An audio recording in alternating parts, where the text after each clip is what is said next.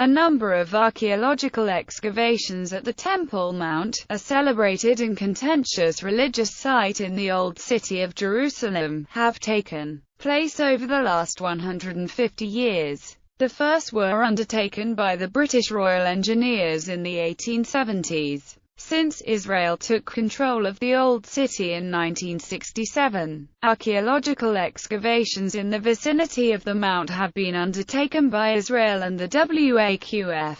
Both excavations have been controversial and criticized. Israeli and Jewish groups have criticized excavations conducted by the WAQF, the Muslim authority in charge of the Al-Aqsa Mosque. History. Due to the extreme political sensitivity of the site, few archaeological excavations have been conducted on the Temple Mount itself. Protests commonly occur whenever archaeologists conduct projects on or near the mount. Aside from visual observation of surface features, most other archaeological knowledge of the site comes from the 19th-century survey carried out by Charles Wilson and Charles Warren. Warren was one of the first to excavate this area, exemplifying a new era of biblical archaeology in the 1870s. In 1930, R.W. Hamilton, director of the British Mandate Antiquities Department, carried out the only archaeological excavation ever undertaken at the Temple Mount's Aqsa Mosque by the British Mandate. The excavations show a Byzantine mosaic floor underneath the mosque that was likely the remains of a church or a monastery. In addition to the Byzantine mosaic, R.W. Hamilton also found a tile in the floor bearing the image of a centaur. It is believed this tile may be related to pagan religious construction on the Temple Mount during the Roman period. Tile from the floor of Al-Aqsa Mosque bearing the Roman pagan image of a centaur. Post 1967. In 1967, the Religious Affairs Ministry began an unlicensed excavation. Starting at the Western Wall Plaza, workers dug northward, under the Old City's Muslim Quarter. Beginning in 1968, Israeli archaeologists began excavations at the foot of the Temple Mount, immediately south of the Al-Aqsa Mosque, uncovering Second Temple, Roman, Umayyad, and Crusader remains. In 1970, Israeli authorities commenced intensive excavations to the south and west of the compound. Over the period 1970 to 1988, the Israeli authorities excavated a tunnel passing along the western wall of the Temple Mount,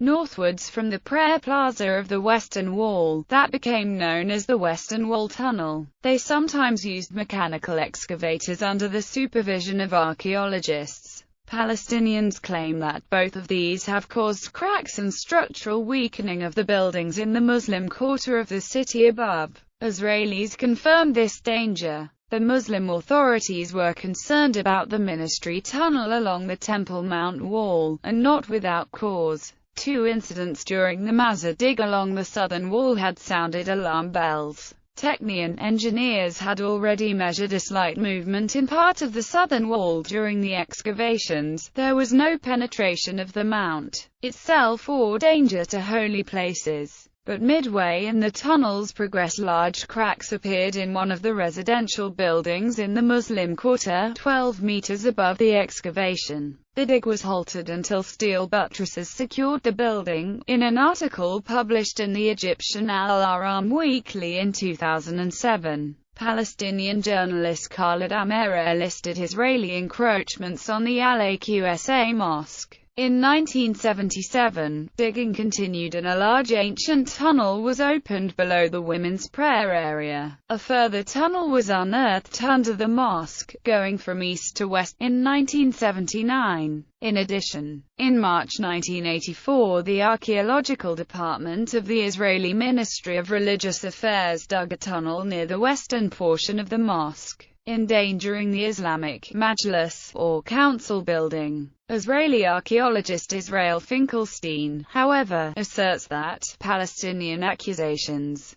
that tunnels are being dug under the Al-Aqsa Mosque in order to undermine its foundations are false. The closest excavation to the mosque is some 70 meters to its south. In 1981, Yehuda Meir-Getz, rabbi of the Western Wall, had workmen clear the debris from the gateway of the ancient Warren's Gate. There were allegations the intention of this excavation was to access the innards of the Temple Mount itself from the Western Wall tunnel. Arabs on the mount heard banging from one of the more than 24 cisterns on the mount. Israeli government officials, upon being notified of the unauthorized breach, immediately ordered Warren's Gate sealed. The 2,000-year-old stone gate was filled with cement, and remains cement shut today. Archaeologist Leon Presoriya, a UNESCO envoy who visited the site in 1998 and claims to have been prevented from meeting Israeli officials after the Six-Day War. The Ministry of Religious Affairs of Israel began the excavations aimed at exposing the continuation of the Western Wall. The excavations lasted almost 20 years and revealed many previously unknown facts about the history and geography of the Temple Mount. The tunnel exposes a total length of 500 meters of the wall, revealing the methods of construction and the various activities in the vicinity of the Temple Mount. The excavations included many archaeological finds along the way, including discoveries from the Herodian period, sections of a reconstruction of the Western Wall dating to the Umayyad period, and various structures dating to the Ayyubid, Mamluk, and Hasmonean periods constructed to support buildings in the vicinity of the Temple Mount. Warren's Gate lies about 150 feet into the tunnel. At the northern portion of the Western Wall, remains of a water channel, which originally supplied water to the Temple Mount, were found. The exact source of the channel is unknown, though it passes through an underground pool known as the Strouthern Pool. The water channel was dated to the Hasmonean period and was accordingly dubbed the Hasmonean Channel. The biggest stone in the Western Wall, often called the Western Stone, is also revealed within the tunnel and ranks as one of the heaviest objects ever lifted by human beings without powered machinery. The stone has a length of 13.6 meters and an estimated width of between 3.5 and 4.5 meters. Estimates place its weight at 570 tons. In 1996, Israeli Prime Minister Benjamin Netanyahu opened the Western Wall tunnel near the site. Fueled by the allegation that the tunnel would undermine the Temple Mount, Palestinians protested.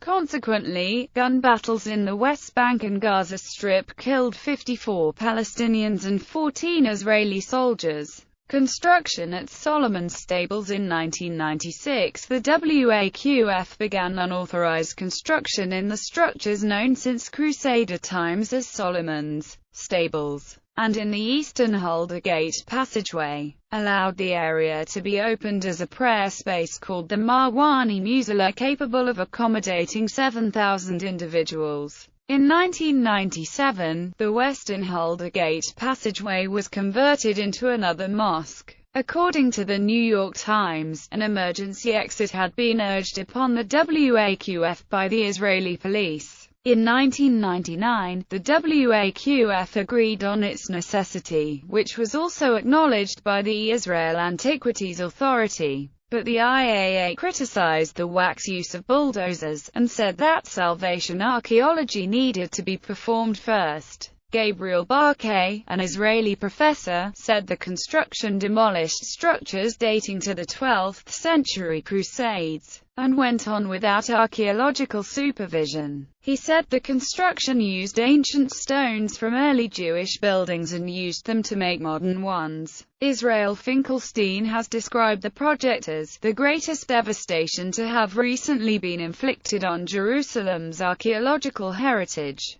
In 2000, an Israeli high court rejected a petition to halt construction, saying the matter should be left to the Israeli government. Ehud Olmert, then mayor of Jerusalem, also criticized the construction. He ordered a halt to the construction, on grounds of archaeological damage, defying an Israeli government decision to allow excavations at the site. The WAQF rejected that Israel had any right to halt the construction. Formally, the WAQF does not recognize Israeli authority, though it had cooperated with Israel until the 1996 opening of Western Wall Tunnel. The Temple Mount Sifting Project is an archaeological project established in 2005 and dedicated to recovering archaeological artifacts from the 300 truckloads of topsoil removed from the Temple Mount by the WAQF during the construction of the underground El Marwani Mosque from 1996 to 1999. By 2006, the project had recovered numerous artifacts dating from the 8th to 7th centuries BCE from dirt removed in 1999 by the Islamic Religious Trust from the Solomon Stables area of the Temple Mount. These include stone weights for weighing silver and a First Temple period bulla, or seal impression, containing ancient Hebrew writing, which may have belonged to a well-known family of priests mentioned in the Book of Jeremiah.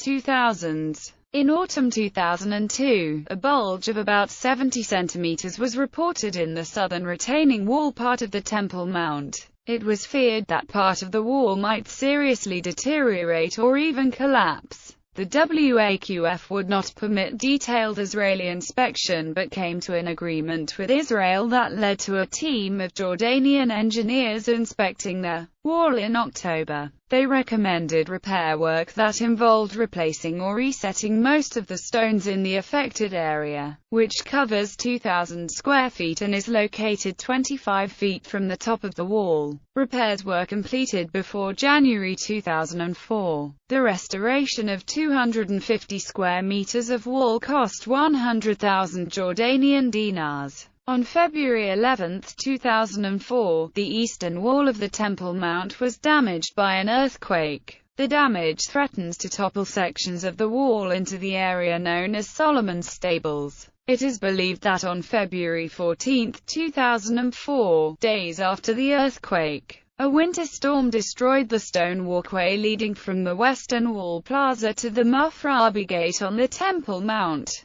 Islamic Educational, Scientific and Cultural Organization condemned the excavations carried out by the Israeli occupying authorities under the Aqsa Mosque, which they claimed caused the collapse of the path. Mufrabi Gate ramp reconstruction after a landslide in 2004 left the earthen ramp leading to the politically sensitive access point known as the Mufrabi Gate unsafe and in danger of collapse. The Israel Antiquities Authority started work on the construction of a temporary wooden pedestrian pathway to the Temple Mount. Muslim officials accused Israel of designs on the foundations of Al-Aqsa Mosque. Ismail Haniyeh, then Prime Minister of the Palestinian National Authority and Hamas leader, called on Palestinians to unite to protest the excavations, while Fatah said they would end their ceasefire with Israel. The excavations provoked anger throughout the Islamic world. The Kingdom of Saudi Arabia called on the international community to stop the dig.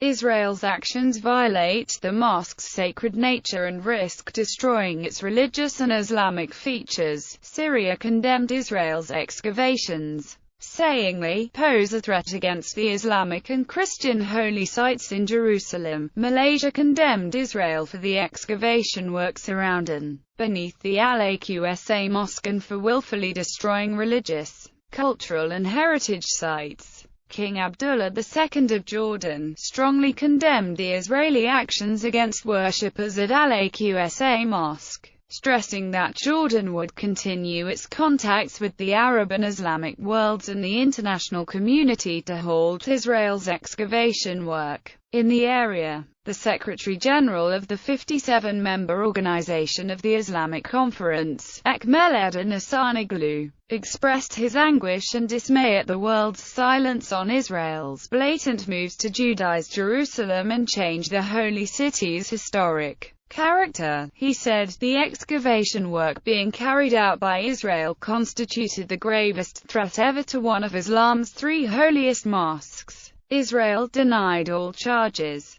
calling them ludicrous. As a result of the furor, Israeli authorities installed cameras to film excavation work being carried out near the Al-Aqsa Mosque. The footage was broadcast live on the internet, in an attempt to ease widespread anger in the Muslim world. A March 2007 UNESCO report on the incident cleared the Israeli team of wrongdoing, saying that the excavations concern areas external to the Western Wall and are limited to the surface of the pathway and its northern side. All work is being conducted inside the Haram Sharif, nor may the nature of the works underway be reported, at this stage, as constituting a threat to the stability of the Western Wall and the Al-Aqsa Mosque. The work area ends at approximately 10 meters distance from the Western Wall. It is conducted with light equipment, picks and shovels, and it is supervised and documented according to professional standards. The report nonetheless advised the cessation of work, as the aims of gathering information had been met, and consultation with concerned parties. On March 20, 2007, the Turkish government sent a technical team to inspect and report on the excavations to the Turkish Prime Minister Recep Tayyip Erdogan. Electrical cable replacement. In July 2007, the WAQF began digging a 400-meter-long 1.5-metre deep trench from the northern side of the Temple Mount compound to the Dome of the Rock in order to replace 40-year-old electric cables in the area. The dig, carried out by the Jerusalem Electricity Company, was approved by the Israeli police, but the Israel Antiquities Authority declined to comment whether it had approved the excavations. Israeli archaeologists accused the WAQF of a deliberate act of cultural vandalism. The Committee for the Prevention of Destruction of Antiquities on the Temple Mount criticized the use of a tractor for re-excavation at the Temple Mount, without professional and careful archaeological supervision involving meticulous documentation. Archaeologist Thomazzo said, "There is disappointment at the turning of a blind eye and the ongoing contempt for the tremendous archaeological importance of the Temple Mount. Using heavy machinery and with little documentation, can damage ancient relics and erase evidence of the presence of the biblical structures. Any excavation, even if for technical reasons, must be documented, photographed and the dirt sifted for any remains of relics." Dr. Gabriel Barkay slammed the way the excavations were being carried out, stating that they should be using a toothbrush, not a bulldozer. He maintains that some man-worked stones have been found in the trench, as well as remnants of a wall that, according to all our estimations, are from a structure in one of the outer courtyards in the Holy Temple. Archaeologist Zachi Sfag said a tractor used to dig the trench damaged the foundation of a 7-yard wide wall that might have been a remnant of the Second Temple. The Grand Mufti of Jerusalem, Muhammad Ahmad Hussein, rejected the Israeli charges. "We don't harm the antiquities, we are the ones who are taking care of the antiquities, unlike others who destroy them." Yusuf Natsher of the Islamic WAQF dismissed the claims, saying, "The area has been dug many times," and argued that remains unearthed would be from the 16th or 17th century Ottoman period. He said that the work was urgently needed to maintain the Al-Aqsa compound as an important religious institution. "We regret some Israeli groups try to use archaeology to achieve political ends, but their rules of archaeology do not apply to the Haram. It is a living religious site in an occupied land." In September 2007, the Orthodox Union condemned WAQF excavations on the Temple Mount. The Anti-Defamation League's Abraham Foxman said work on the Temple Mount must stop immediately. "We are especially concerned because there is a history of Muslim religious leaders treating Israeli religious and cultural artifacts on the Temple Mount, not to mention the Jewish connection to Jerusalem, with contempt." Fines. In 2007, artifacts dating to the 8th to 6th centuries BCE were described as being possibly the first physical evidence of human activity at the Temple Mount during the First Temple period. The findings included animal bones, ceramic bowl rims, bases, and body sherds, the base of a juglet used to pour oil, the handle of a small juglet, and the rim of a storage jar.